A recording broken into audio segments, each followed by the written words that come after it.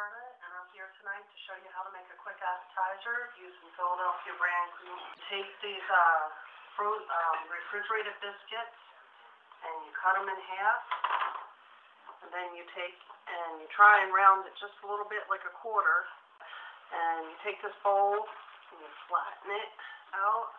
Don't spill your breadcrumbs. These are Italian flavored breadcrumbs. Some people like them, some people don't. You don't necessarily have to put breadcrumbs on it, so I'll do one of each. And the whole point of this is you could take any kind of leftover, and there's no extra cooking, no extra bacon. This is ham. We'll take one ham from a previous meal, and this here is roast beef. We're going to take one roast beef from a previous meal. I'll take this measuring spoon, and I'm going to put a quarter teaspoon of Philadelphia brand cream cheese right in there. I'll make it creamy and rich. And here's the one with the breadcrumbs. We'll put a quarter teaspoon right there. I'd like to put more, but these are tiny. It's only half a biscuit. So you could pinch that up and pinch it up like that. Pinch up like that so you make a ball. And then you take that ball and you brush it with a little bit of butter. And you set it down in a pan. I have this pan greased with butter already. And this one here, I'm going to add a couple additional things, but you only can add a little bit, maybe a teaspoon at the most per biscuit, because otherwise they won't seal properly. And you take the second one, and I put a caper and a scallion in there, and just one each, just enough for some flavor. You have your Philadelphia brand cream cheese and meat, but it's not necessary to put meat in it. That meat does have to be pre-cooked, though, if you are going to use it. And you take your biscuit and you put it facing down. Sometimes I like to use vegetables if you have some leftover vegetables in the refrigerator. I pick mixed vegetables here because the point is you can put anything of your choosing, whatever you have. And I put about 2 carrots in of each. And I'm going to take this measuring spoon, which is a quarter teaspoon, a little less than that, just a dab. Put a tiny bit of gravy in there, because you could do variety, but most importantly, when you're using a liquid, you don't use a whole lot. So we have, we'll take real small pieces of ham and put them in there. That'll be nice. And then we'll add the Philadelphia brand cream cheese, because that's what makes it delicious. I love Philadelphia brand cream cheese. The more you make them, the easier it'll get, I bet. So you pinch them upward on one side, like across from each other, then pinch them up across from each other on the other side, and you wind up with like a little tiny round football. If it works out okay. This one looks tough because I didn't have it rounded in the beginning. It's a lot easier if you don't use gravy or sauces. They tend to stick together a little bit better. And you take your butter and you brush that, and you set it with the pinch side down in a pan. And we'll butter this one here. I already made some, and it smells really wonderful. We've been eating them. So I'm going to take these 4, and I'm going to put them in the oven. Now, the oven is set to 375.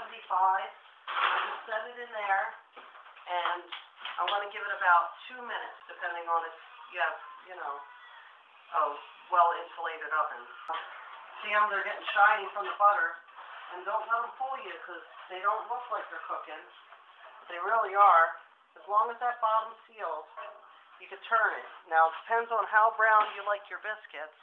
I like mine a little lighter done. So some people like them well done, nice and crispy. And so you can do a variety of them. And just make sure you watch them. Stay right on top of them, because otherwise they'll burn. They will. It doesn't take very long at all. The prep work is all done in the past. Whatever you have for leftovers, be imaginative. If you want to open up a can of vegetables, or as long as you have just, about a teaspoon of center stuff at the most, and try and use as little liquid as possible. These will keep. You can freeze them afterwards. You just let them cool and then put them in the freezer, and if they're froze, in a nice bag or container, you probably could keep them in there for up to, I guess, 2 months. they absolutely won't taste funky. And the Philadelphia brand cream cheese, which is what holds it all together, because that's usually what I use every single time. I'll put a little bit of breadcrumbs on each of them this time because, quite honestly, they don't stick to the cutting board or the table quite as much if you put the breadcrumbs on them. But I like it plain because it doesn't have that crunch, but some people like that little bit of extra crunchy flavor on the outside. And I guess I'll take 2 capers for each of these, and I'll come over here and I'll take maybe a green bean for one, and a couple pieces of corn. Oh, seems like a pea wants to go in there too. No peas allowed. Alright. I'm going to take the quarter teaspoon and get some Philadelphia brand cream cheese and set it on the center of each of those. Oh, the caper's sticking here. It's kind of fun. You can have your kids make it too. The trick is to have the frying pan hot. I'm using cast iron, and when I was cooking earlier, I already had my pan hot. So it seems as if it cooked a little bit faster. So if you want to have it done just like that and not have to wait for the first ones, because afterwards it's going to take a little less time to cook because the pan will be hot. And you do them in, you could do them all together if you feel like standing there and flipping them all and watching every single one of them at the same time. And I could very well do that. You just make all of your dumplings. I guess I call it a dumpling, but it's a biscuit.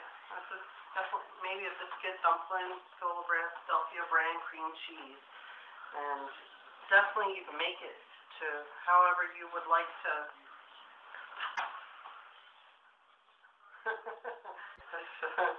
So sometimes kitchens are unpredictable. There's another point.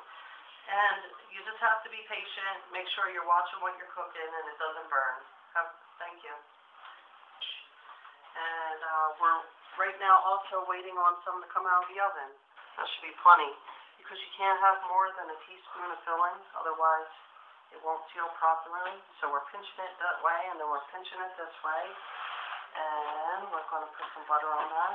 And when we put them in the pan, we put them pinch side down. Alright. It smells so good in here. We pinch it this way, and we'll pinch it this way. And we're going to butter that one. Now that I have a bunch ready, I'm going to go in here and, excuse me, and I lost my fishy pot holder. That's 1 cooked one and the rest.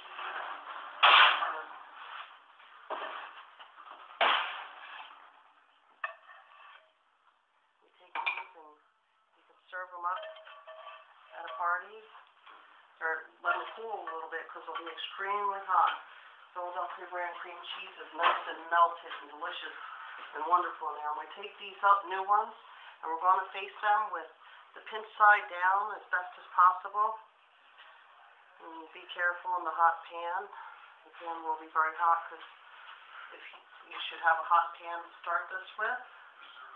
Alright, they're in there. Put it in there. Close the oven. And that will be about, I guess, 3 minutes on each side. Cook it 3 full minutes on the first side, and then, I guess, 3 minutes on the second side. Or, I guess, it's 2 minutes on the second side. I'm going to watch it, because for some reason this oven's playing tricks on me. And so is my cameraman. What are you doing? Okay, well, I want to try one of these. Cameraman, don't put your hand in the film, because ready? Oh my God, it smells wonderful.